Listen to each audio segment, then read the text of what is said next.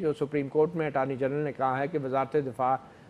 نے اجازت دی تھی مگر وفاقی حکومت نے نہیں دی تھی، تو آپ سمجھتے ہیں کہ بطور نگران وزیر دفاع کہ کوئی بے قاعدگی ہوئی یا کوئی قانون کی خلاف ورزی ہوئی جو جنرل راحیل شریف وفاقی حکومت کی باقاعدہ اجازت کے بغیر بیرون ملک یا سعودی عرب میں اپنی ملازمت اختیار کرنے چلے گئے؟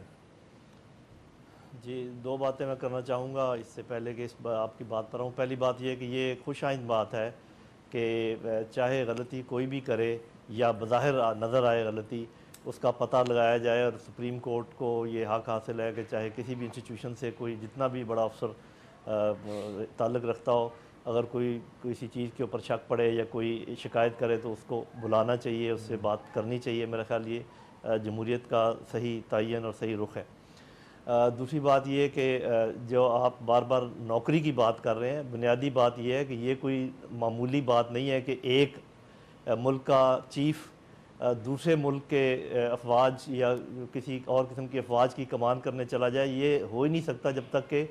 دونوں ملکوں کے درمیان انڈرسٹینڈنگ نہ ہو۔ یہ کوئی انڈیویجول کا معاملہ نہیں ہے۔ یہ ایسے نہیں ہے کہ جی جنرل راحیل شریف کو کہا گیا سعودی عربیہ نے کہ آپ تشریف لائیں، اور انہوں نے کہا جی ٹھیک ہے میں آنے کو تیار ہوں۔ انہوں نے سعودی عربیہ کی حکومت نے حکومت پاکستان سے استدعا کی ہوگی کہ جی ہمیں آپ کی یہ سروسز چاہیے،